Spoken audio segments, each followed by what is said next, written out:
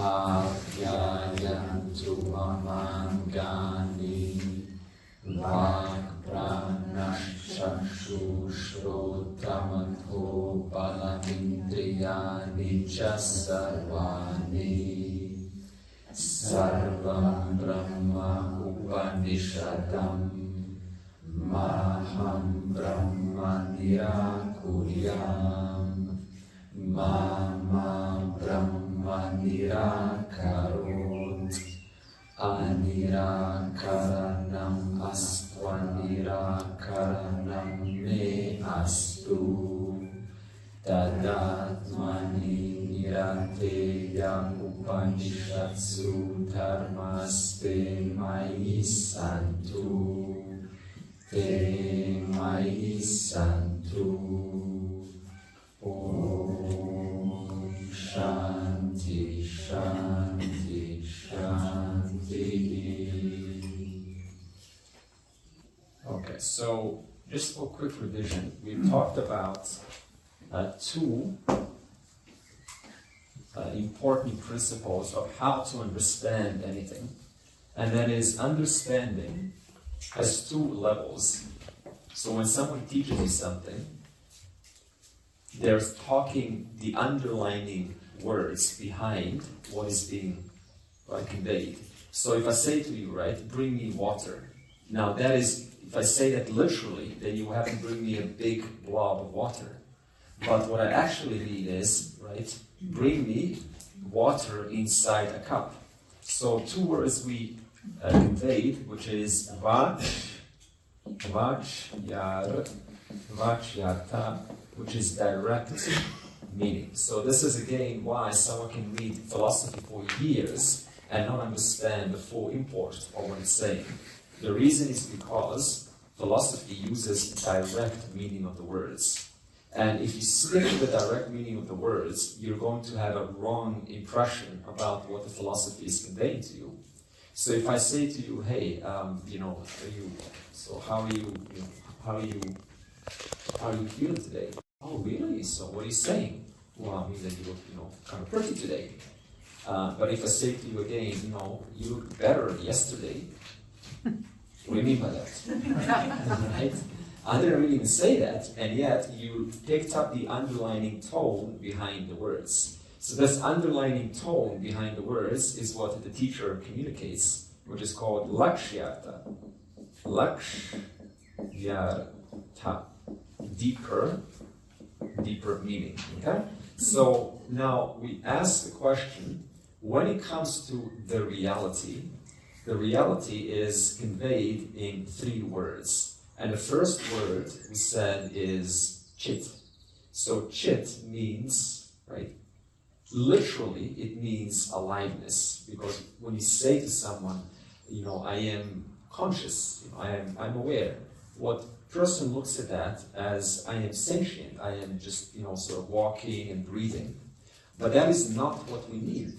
What we mean is we take out the meaning that we don't wish to convey, okay? And we bring in the meaning that we want to convey. So we say, I don't mean aliveness. So you have to mention what you don't mean. What I mean is the presence which doesn't come and go. The presence which doesn't change. The truth of all of your that which underlies all your experiences, that without which no experience can take place. Because you need a conscious entity in order to recognize changes, to cognize different changes. Okay? Now when it comes to sat, existence, you say, well, what is existence? Existent table, existent light, existent flower. So literally, right, the vachyarta, you take that to be within time and space. If I say existent universe, you say, yeah, existent universe. But what you really mean is universe in itself. But we don't mean just the universe. We mean the existence because of which time and space comes. General existence, which is not bound by space and time. The existence which was there before the Big Bang. The existence which will continue to be after this universe goes into a pralaya, which is a macrocosmic dissolution. That means once the universe will go into a singularity, and that singularity disappears into potential. And then we said the last word is ananta. So what kind of existence is it? Is it two existences? Now, if you want to say two existences, look at this. Existence 1, existence 2. That is always in reference to objects. Okay? But we don't mean existence with attributes. We mean existence, the content, because of which this is and this is. So in other words, if I say pen is, right? Cap is, marker is, ink is. So what's one commonality throughout? Is. And yet what changes? The name and form. In other words, the name and, is seemingly modifies itself into the marker. Thought is. Emotion is. Absence of thought is. Samadhi is. Lack of samadhi is. In other words, they all depend on is. Okay? Therefore, one constant throughout all objects, whether you say it or not, is the is. In other words, you cannot say one statement in your life without silently implying the existence of it. You understand this? In other words, whether you say speaker, you don't have to say speaker exists. Just to say speaker, the implication, the deeper tone behind it is speaker. I said speaker because speaker is. Okay? Therefore, the isness is the one common substratum throughout all names and forms. And this isness is what's also there because of time. Time is. Space is. What kind of existence thus is it? It is one without the second. Because the only way you can say that two things exist is by giving them attributes. But we just said there's one isness from which or by which all objects depend for their existence. Therefore, it is ananta, it is limitless. So what kind of existence is it? It is one existence without a difference. So there's no two existences somewhere. How are you going to imagine two existences? How are you going to have two? What do you mean? Two existences in reference to what? In reference to an object. But we don't mean object. We mean an existence because of which existent object is. Okay? Therefore, sat, which is existence, chit, what kind of existence is it? Whatever is, there is awareness of that, considering you have a mind. If you're a rock, then you cannot say that the speaker is because you don't have a mind. What kind of an existence is it? It is an awareful existence. So it's not just some inert, dead existence. It is an existence that is fully conscious all the time, just like you are. Do you exist? And what comes with your existence? Inertness? Coma? No, it comes a conscious being. Therefore, existence and consciousness are always together. Therefore, they are ananta. They are one and the same. Okay? So this was what we mentioned. And then we mentioned how knowledge takes place in your mind. And we said that for any object to enter your mind, what has to happen? Your eyes need to be open. Like now, if I hide this pen and I show this pen has entered your mind. But two operations have taken place when I show this. Okay? It happens so quickly, we all miss it. Like that. Two things happen right now. What happened first is there was absence of pen. And you waited and waited and waited and waited, and pen image got created in your mind. So the image in your mind right now replicates this object right here.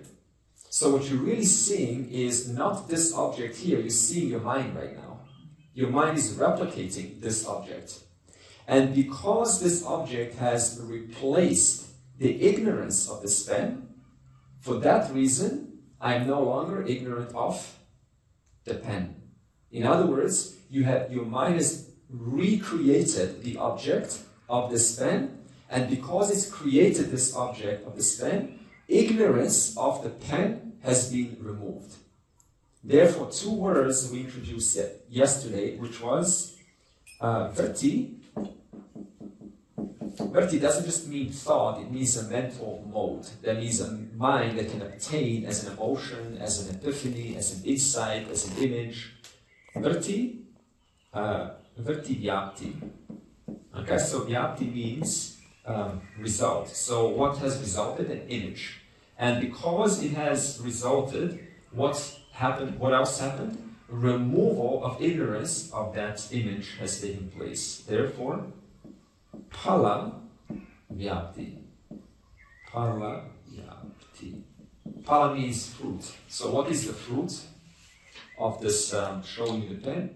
Oh, I see the pen. Now you say, well, geez, what's the big deal? You know, it's so simple. Well, first of all, we need to use these two words because we don't analyze our experience. We just kind of, see things, but what's happening all the time is constantly ignorance is being removed. Because right now, I don't see behind me.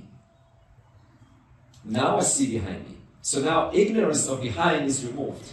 And the image is also recreated in my mind. So this means when you learn anything in your life, all life, you're creating images. That's how the mind works. Whether they are sounds, whether they are kind of feelings or taste, they're mental modes, Vrttis. So that's the way the mind works. It works through modes, through minds shaping and shifting. This shaping and shifting of the mind is called Vrti. So whenever the mind represents an image, that is called a Vrti. And we said an example, Shaka Chandranyaya, yesterday. What is this? It means that in order to find the moon, Chandra is moon, I need the help of something else. We're all looking at where is the moon? I don't see it. I don't see it. The Guru says it's over there, right there. I don't see it. If you ever play this game where your friend says, can you see the bird? And the bird's so camouflaged with the tree, you just don't see the bird. And thus, you kind of, I don't know where it is. So the friend has to say, look at the bark. Can you see the fat tree bark? Absolutely. Can you see the branch? Yes, I can. Can you see above? Which one? 5 of them. No, it's the third one. I can see. Can you see the fruit? The big fruit, the collection of fruits. I can see the collection of fruits. Now go above the collection of fruits, right to the top of the tree. Yep, now go slightly left and sees a little dim light. Can you see the dim light? Now I can see it. In other words, the tree, the leaves, the birds, the fruits, whatever tools you used, you were creating Vrti Vyaptis. You were creating mental images in the student's mind. You created the image of the bark, the image of the fruit, the image of the tree, the image of the bird. And then you say, look at that. I see it now. I see what you were pointing me to. Now, the only limitation of this example is it's an object. It's an object. See? So Vedanta has many examples, but understand this, no example can convey the reality. So where people often fall for it is to say, yeah, but let me break down the example. We say, yeah, we know you can break the example down, but that's not the point. The point is, example can only take you so far, and it's done its job. Like the bark, like the tree, it's no longer useful, it did its job. I want to show you something else. Thus, when it comes to understanding who you are, your nature as I am, we said you cannot objectify I am. You can't objectify self, your existence, because the only thing you can objectify is existent things, existent thought, existent emotion, existent concern, existent worry. But you cannot objectify your general pure existence. Why not? Because we said that, like a glass, it's always conditioned by a color. In other words, your general existence, who you are, you always have some thought on top of you. You always have some emotion on top of you. You always have some concern on top of you. You will never find a moment in your life where you experience something that is not on top of you. The only way that you can experience pure consciousness, or not experience but know pure consciousness, is in one place, your buddhi, a self-evident I. But it's not an object. Self-evident I is not an object. Therefore, when it comes to knowing who you are, what moksha actually means, it is not an object. So we cannot say it is Vrtti Vyapti. It is only Phala Vyapti.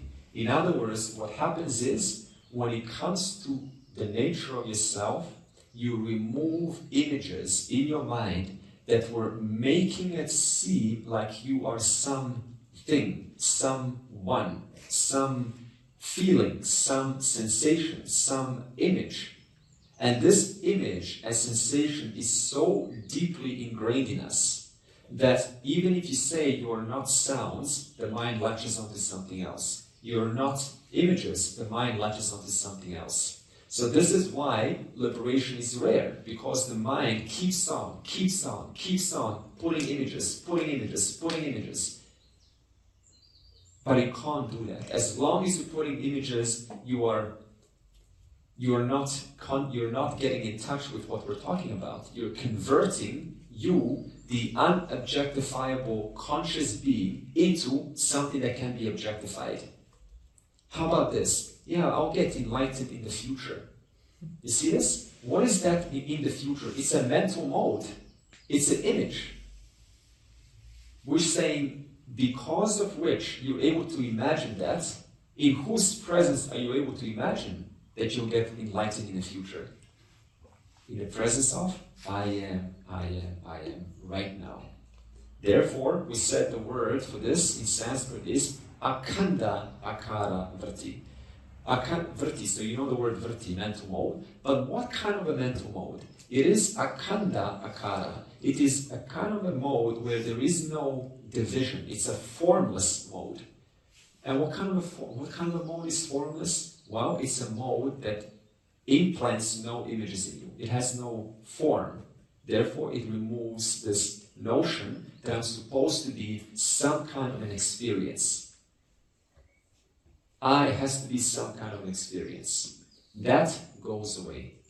Which is ironic, isn't it? Because, if you go into just like beginner, the spiritual world, just beginner, literally every single person, 99% to be safe, will have some notion, some idea that the reality that they're looking for is some kind of an object, some kind of an experience object that will be known in the future. Therefore, when we finally realize that it cannot be ever an object, then you let go of this idea that you haven't got it. Because just to be concerned that I haven't got it, what is there still? What's lighting up that thought that I, whoever this I is, hasn't got it? I am. And that I am is the final truth.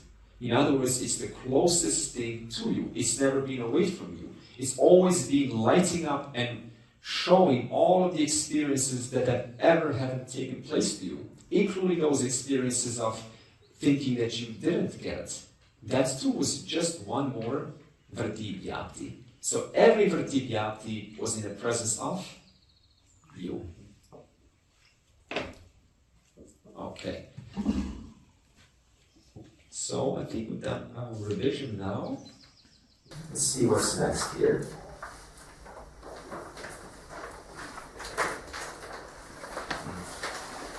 Okay.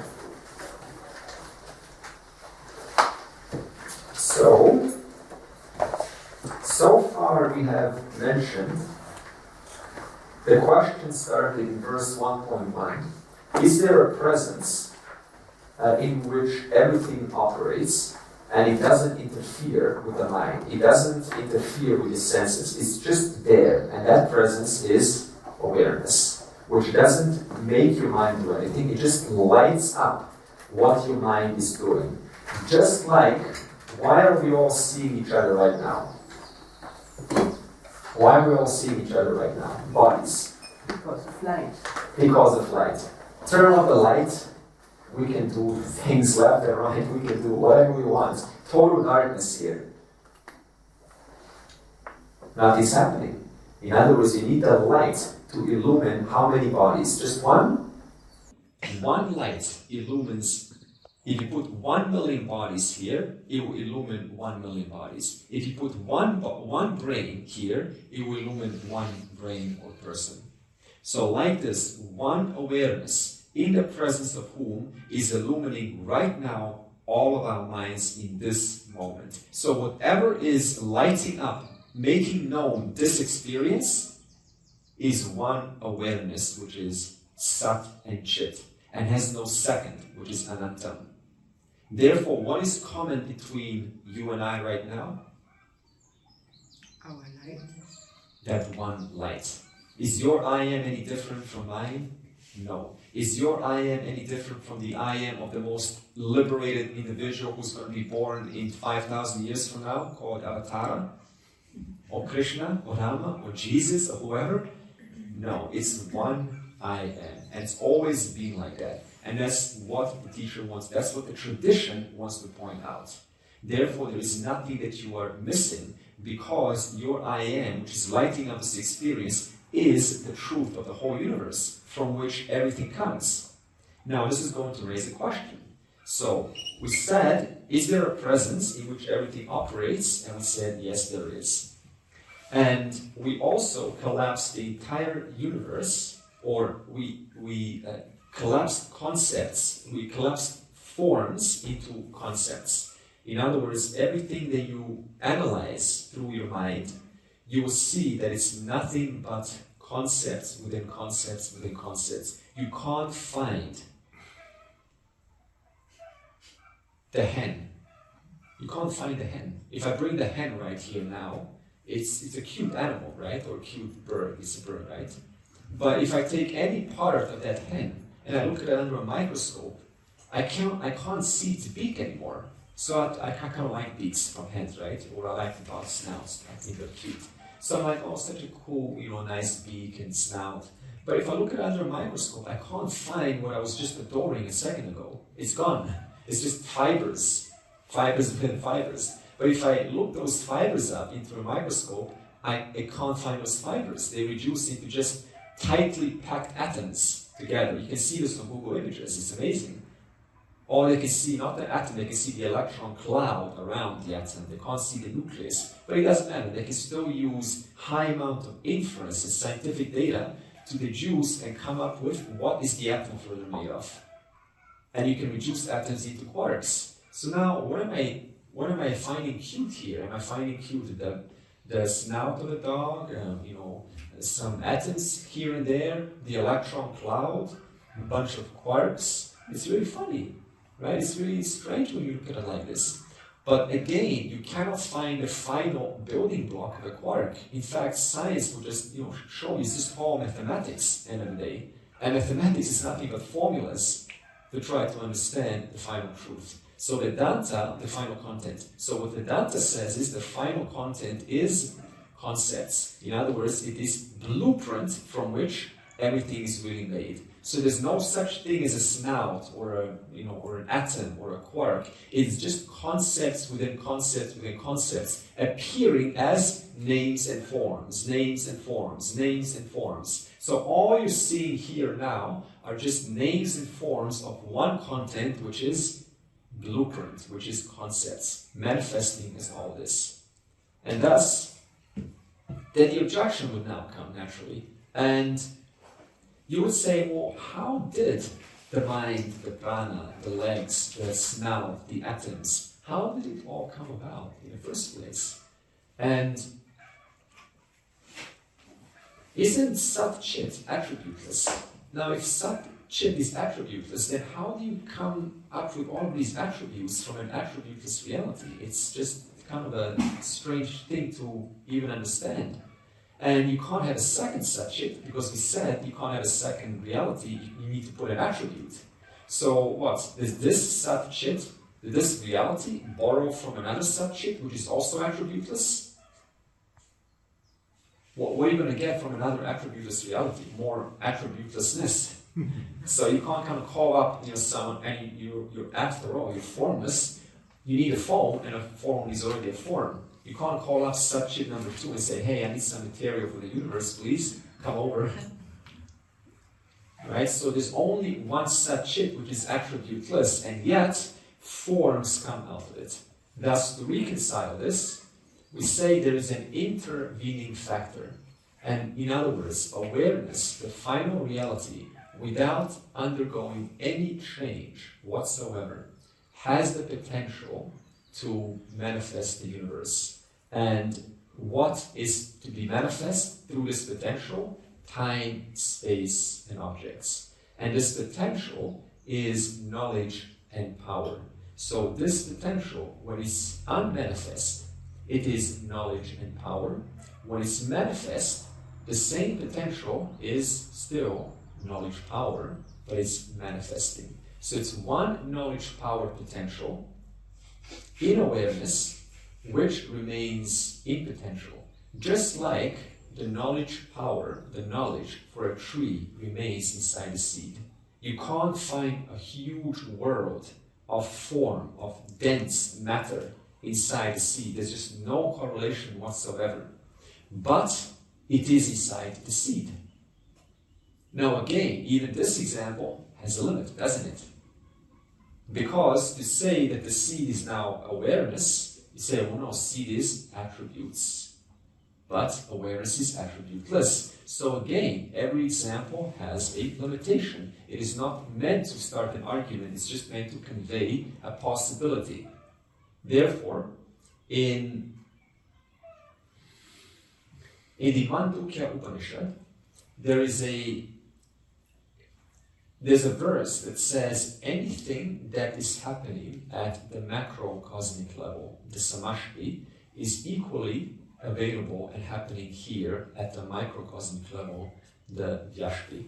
And just to demonstrate this, if you look at our road system, it is structured, there's structure there, there's a certain order to our road system. If you look at our bodies, then there is, structure to our bodies. Everything is kind of put together and every limb has a function. But if you look at your cell, it's the exact same thing. One cell, as we said some sessions ago, is made up of many components, like the nucleus inside, which holds your DNA strands. And then there's the mitochondria, which is for energy production. And there's the lysosome. And then there is the ribosome. And then there's the Golgi body. And then there is the mRNA is able to come onto the ribosome and get converted into a protein to repair the cell. And there's the fluid of the cell in which the whole thing is.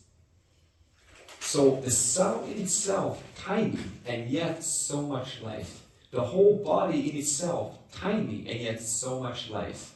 The world that we construct, so much structure, so much order. So all across, we can see whatever is happening at the macrocosm level is exactly equally happening at the microcosm level. And the example that we use for this is one of a dream. So let's first look at the microcosm, right, at the level of the individual, and then we will look at it from a larger standpoint. And the reason for this is we always relate better to our own individual experience, and then we will tie this in to the macrocosm. So everyone has right now potential to dream. Okay? And how many dream worlds do you create on average? Science says about 4. So right now you have a potential to create 4 different worlds, entirely different from each other. And they will all have different people different kind of, mountains, different trees, different themes of the whole dream. In one dream there will be a fight, another dream there will be, some hugging, in another dream there will be some naughty business, in another dream there will be, God knows what. So every dream will have a different theme. And not only that, but within the theme, you will have different experience in that whole theme. You will have different mountains, different, time and space will be there. You will have, food, and then two people will come by and they will sort of have a fight inside the dream. Some of them will, start to argue. What is the nature of this dream? No, I'm right. No, you're right. You're wrong. And some will even have wars, religious wars within the dream, trying to figure out who is the creator of this dream. So all of this can happen within the dream. And it all is within the potential that you have right now. So much stuff can happen in a dream. Mountains, roads, trees, air, space. Where is that stuff on you now? Do you have like a mountain on you right now? Where is it? We say it is in potential. So could we say that the stuff of the dream is somehow contaminating you now? Could we say that when you dream, right, and you have this whole war and so much fighting in the dream, and that makes you somehow the waker, makes you the awareful being, makes you a bad person, a bad awareful being? Look at this. Your potential right now is dormant. It's not activated. It's not activated. And yet, it's possible to manifest a world of its own. And this potential of yours is both knowledge and power. Why knowledge? Because knowledge of all of the things that will take place in the dream. Knowledge of characters, knowledge of how people will move, knowledge of how things will interact, but also power. That means the ability to put it all together into one cohesive order, into one reality. Right now, everyone has that potential. But we're not bothered by that potential, are we? Like, what potential? What are you talking about? And yet, there is a potential. And when this dream gets created, then in the presence of this awareful being, you, there is a world that's manifesting, a world that is being sustained, a world that is, sometimes smooth, sometimes loud, sometimes whatever. And you, the awareful being, find yourself as one of the characters in that dream.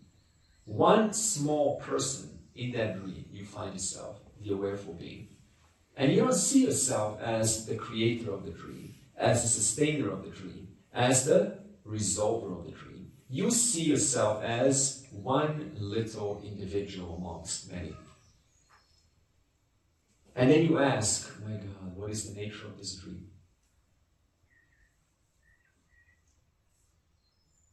And the whole thing is just knowledge and power. Your knowledge and power manifesting the whole world and giving you, the awareful being, a body, giving you a suit. And you're looking through the suit and you're looking at other things going, wow, what a big world. Your own power is doing all of that. And you never even suspect that it is within you. Because that's how amazing your power is. To convince you so much that all this time you've just been one small thing amongst many. And then within the dream we have now millions of philosophers, and they all start their own little thing about what's the nature of this dream. And they all fight and quarrel, and no one comes to agree. Some of them say, well, the creator is away from the dream. Some of them say that the creator is right here, manifesting as the dream.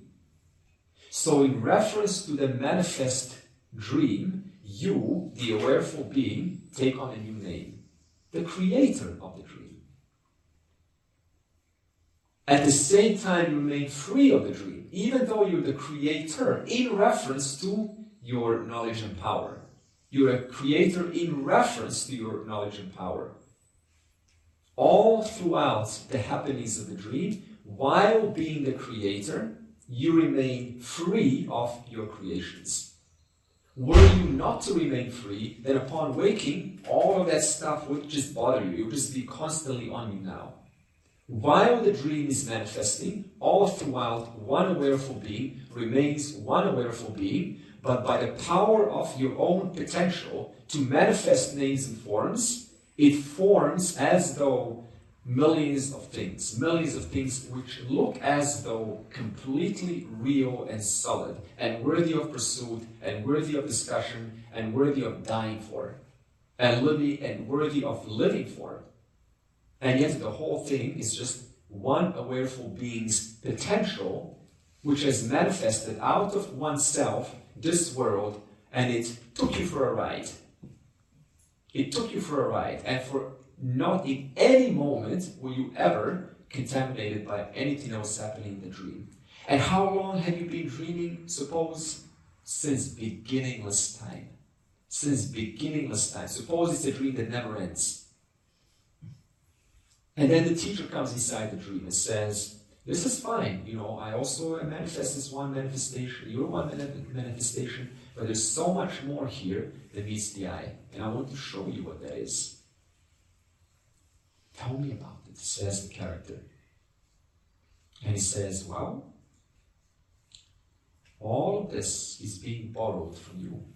The whole world is being borrowed out of your own existence awareness, and it's fooling you right now. Your body is existence awareness, one awareful being. The air you're breathing is existence awareness, one awareful being. And it's you right now. How do I come in touch with this reality? Well, you have been here since beginningless time, and you've been so much conditioned to see these forms and give them reality that it's just not so easy. But it's absolutely possible. And that is the purpose of being in this dream, says the Guru. The purpose of the dream is to understand that all this is arising out of me. Yes. And when you understand that, you say, wow, so I can now continue to live my life in this dream of mine, but with a certain composure, a certain relief that there's just one more life to live out. Knowing now that I was never just this person, I was much more than just this person. Yes, says the Guru. That is what you're here for. You were always here for waking up. You always came here for one single purpose. But your own dream took you for a ride. And it was so tempting, enticing, convincing that you made a big deal out of it. And you held onto this dream because it was so enticing to live it. And you created philosophies, and you intellectualized about the dream, and you did so many things, until one life you say, wait, if the whole thing is me, what is there to philosophize? What is there to philosophize here? The whole thing is just one awareful being by whose power is able to manifest this world. And when it does manifest, the awareful being finds himself as one of the many individuals, totally convinced that that is the case. And then one of the awareful beings listens to this, and they still don't buy it. They're still doubting it. They can't kind of connect. We say, that's fine. The dream will continue for you. The dream will continue. You're given a chance to help your mind come to a more cleaner state until you can kind of recognize that all that is here is you. This is the microcosm example. Now, let's talk about the macrocosm, because we need to connect our individual experience to the total universe. Now, when it comes to macrocosm, awareness, we said, is the final reality. And this awareness has or enjoys the potential to manifest a universe. And this potential, in reference to this potential, that same awareness is called Maya. Same reality, in reference to its potential to manifest the universe, is called Maya. So there's no question of saying Maya is one thing, awareness is another thing. It's one reality gaining different names from different standpoints. And this potential has the capacity to manifest time, space, and objects. And this capacity is knowledge and power. All knowledge, all power. Sarvajna, Sarva Shakti. All of it. There's no out there. It's all in one. One knowledge, one power, from which infinity arises, from which many arise. And when this potential activates, when this potential manifests, then in reference to the creations, in reference to the world, in reference to the creations, then awareness assumes a new name called creator of the universe. Thus, awareness gains a new name called Ishvara. Which is why when someone asked me back then, are concepts Ishvara? I said yes, but there's much more to it. Because Ishvara is not just concepts. Ishvara is awareness, assuming the role as creator while remaining free of the creations. No matter what happens in the creations, just like in a dream, it doesn't affect, it doesn't pollute awareness. And this one awareness, when it manifests the world, by the help of its potential, by the help of its knowledge power, then it manifests the world's air, space, it manifests you. Right now, it's manifesting you, the person. And then you look at yourself as just one of the many creations in this world. And you go, wow, such a big world to figure out. Let me study the universe. And you never thought about it, that actually, if it's one reality manifesting as many, then even the jivas, the people that are manifesting, is also one reality.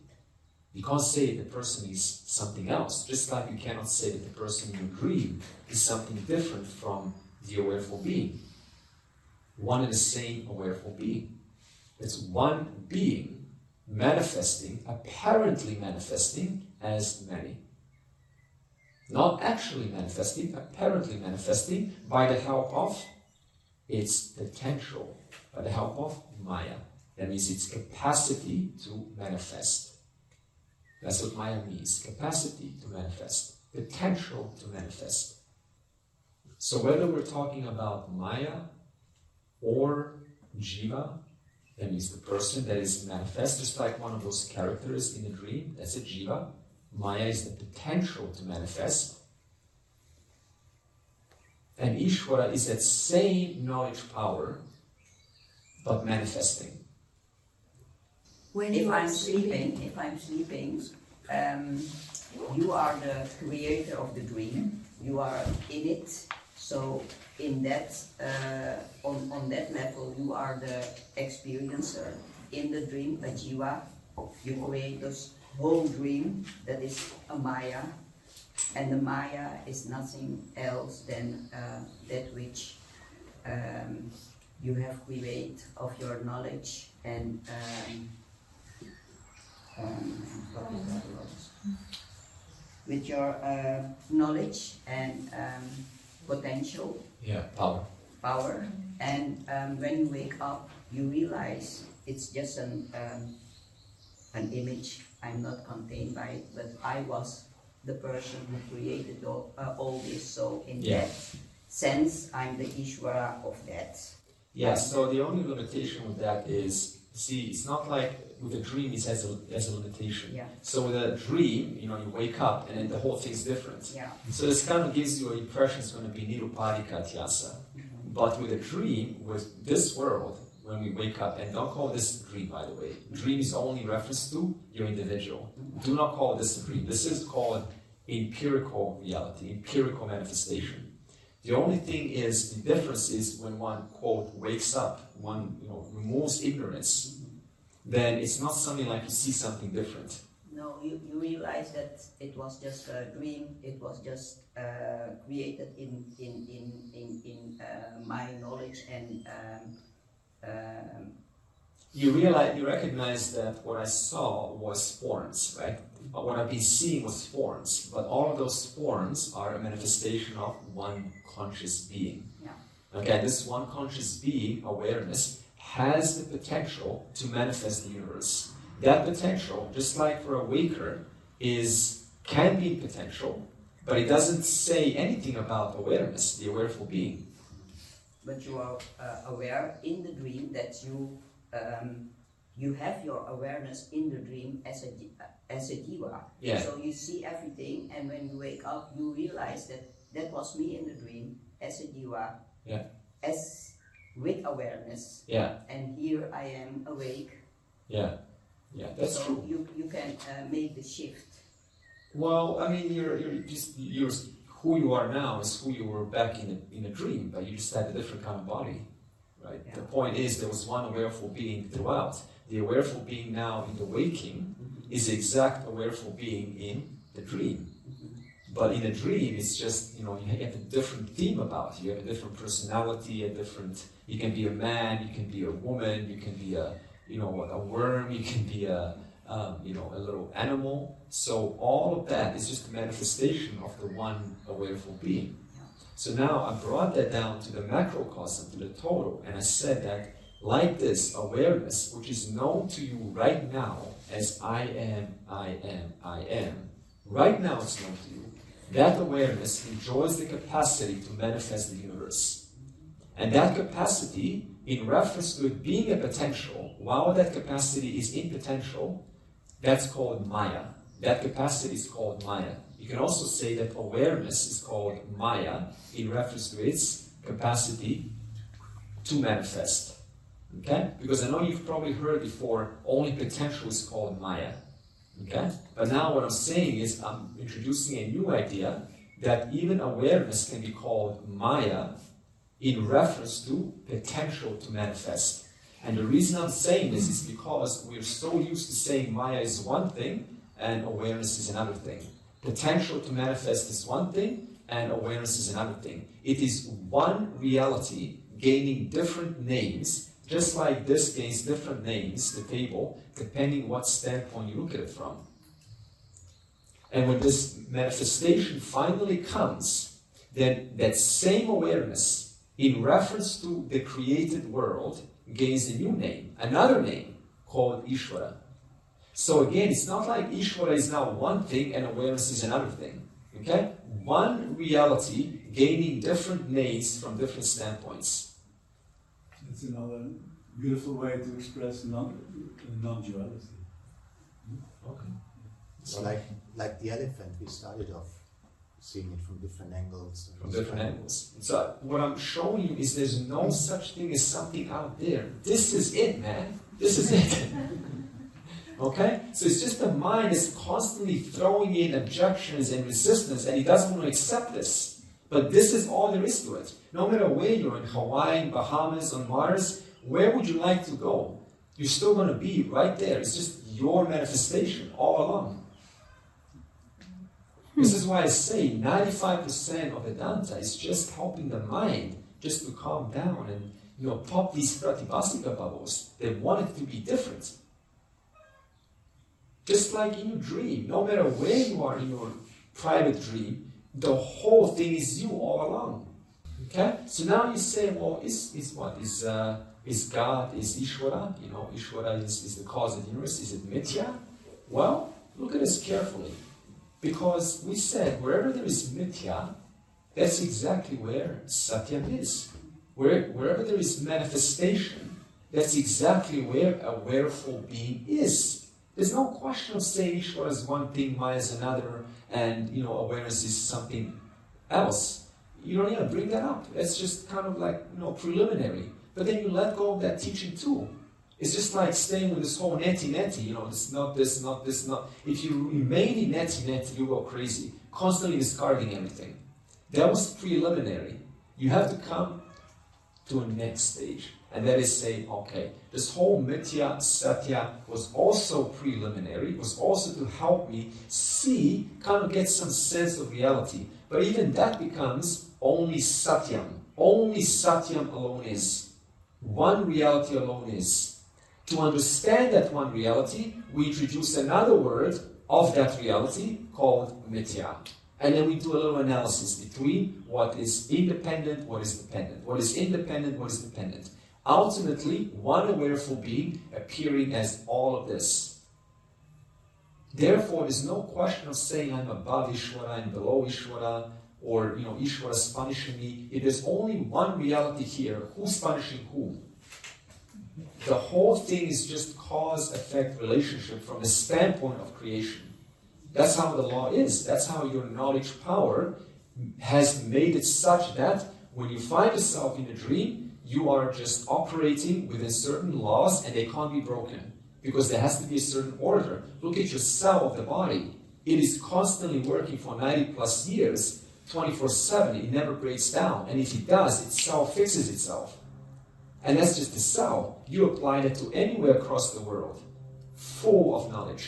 And that knowledge is your own potential manifesting. Now, what's the difference between microcosm and macrocosm? Well, when it comes to dream, then in reference to your dream, you are limited knowledge, limited power. Because you only generate your own world. Very small world you generate. But when it comes to the total knowledge power, it not only generates the universe, as it's doing right now, by the way, but it also generates beings, such as the self, me, who also is endowed with to create their own dream. And the logic in the scriptures is gatasya karta gatanyaha. However, sarvasya karta sarvanyaha. In other words, if you take a maker of a pot, for example, the maker of a pot is able to make a pot because they have knowledge of the pot. That's why they can make the pot. If you tell them, make me some pasta, right? Maybe you don't know this, but maybe some delicious pasta, they won't have that knowledge. But whereas when it comes to the total creator, he has to know everything to create everything. The pot maker only has to know pot knowledge to create the pot. But when it comes to creating your heart, your brain, the air, cyclones, clouds, sun, gravity, cells, living beings, elements, periodic table of elements, nuclear fission, thermodynamics, gravity, all of this, you have to have knowledge of every single one of those things to create it. This is why the potential in reference to total on a macrocosm is all knowledge, all power. But your own potential now, your potential, my potential, is only a little bit. Whatever gets created in your dream, whatever is being created now, it is nothing but knowledge within knowledge, within knowledge, within knowledge, within knowledge. If you analyze something in your dream, and you try to walk through the wall in your dream, can you walk through it? Yeah, in your dream, yes, this is the limitation of the example. But suppose you can't, okay? Isn't it interesting? You're hitting solid wall, and yet it's nothing but blueprint, concepts, mere concepts, making it hard, unable to punch through the wall. That's how powerful this knowledge power is, that it's just setting it up such that you can't go through your own, you can't violate the laws. Yet the whole thing is just concepts within concepts, entwined within each other. Just to look at your eye, an ophthalmologist, as I said, takes 10 years plus just to look at the retina of the eye. So much knowledge around the eye itself. Okay? So what Vedanta wants to show you is that most of Vedanta is all about Ishvara. The moment you make it about awareness, then you're forced to create your own realities to explain away the forms. You say, I don't want to know forms, I don't want to know about the world, I just want to know about awareness. And then you're forced to discard the world because I cannot explain it away. This is the cost of not having the prakriya, the methodology. And then Ishvara just keeps you as one more individual. Therefore, Advaita is about including everything, because the whole thing is one manifesting its different standpoints. The question is, can you interchange the words Ishvara and Brahman? Strictly no.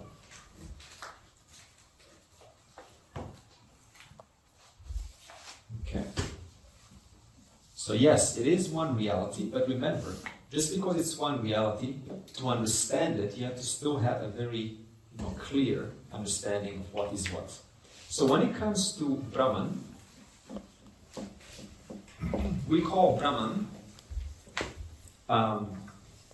Vivarta Upadana Karanam. This is a new word, Vivarta Upadana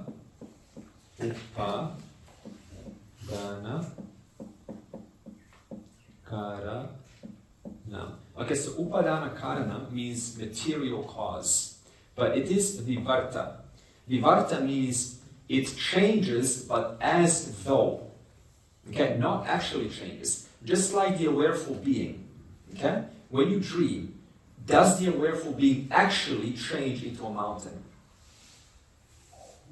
And yet there is a change, right? The awareful being is changing, but it's not actual change. It is only apparent change in reference to the awareful being's knowledge and power. Okay? In other words, there's another word, two important words to understand is kutasta. Okay, I'll put this later in the next session. Okay? So, now when it comes to, I'll just compare these two words with Now, Ishvara is parinami upadana karanam. Parinami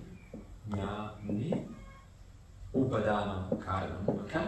So, parinami upadana karanam means knowledge power goes through an actual transformation. So, for example, when you dream, your potential to dream is called parinami upadana karanam. Why? Because your knowledge power is actually going through a flux in order to manifest as a wall, to manifest as a cloud, to manifest as people, to manifest as a subject. You understand this? So your knowledge power potential is actually constantly changing, shaping and molding itself to manifest as your dream. But who is not actually changing? I am, the awareful being. However, from the standpoint of the dream, since everything is the awareful being I, it seems like I am changing. Which is why we say Brahman, consciousness, is the material cause. So who fills up your dream? What fills up your dream? The awareful being. I do. Yeah? Who else fills up your dream? Somebody else? Does someone put like material? Okay, from where does the material come from? The one awareful being. But now, in reference to your potential to manifest the world, that potential actually is constantly shaping and shifting, shaping and shifting, shaping and shifting, shaping and shifting. And because it is your potential, it seems like you are shaping and shifting, shaping and shifting. But you, the awareful being, are not shaping and shifting. What is shaping and shifting and changing? Your potential. That's why this is actually goes through a flux. Flux of manifest and unmanifest. Okay? So constantly, look at this. You have unmanifest cell right now. And then suddenly, right, two people go through a process, whatever you call that process, and they make a baby. Okay? And you had nothing once upon a time. And now you've got cells manifesting from no cells to cells, from 2 cells to 4 cells to 8 cells to 60 cells, constantly changing. And the cell itself is constantly going to manifest, unmanifest, unmanifest, manifest. Just to repair the cell, you have to get rid of the old cell and bring a new kind of atoms, new kind of cell to be repaired. And yet the whole cell is nothing but your potential to manifest. Okay? This we will continue after our break.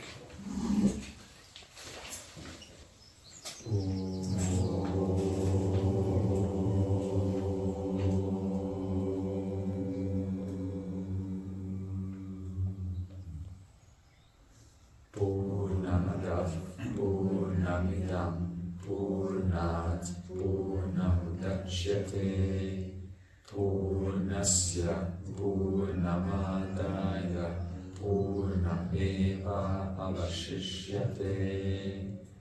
Om Shanti Shanti Shanti.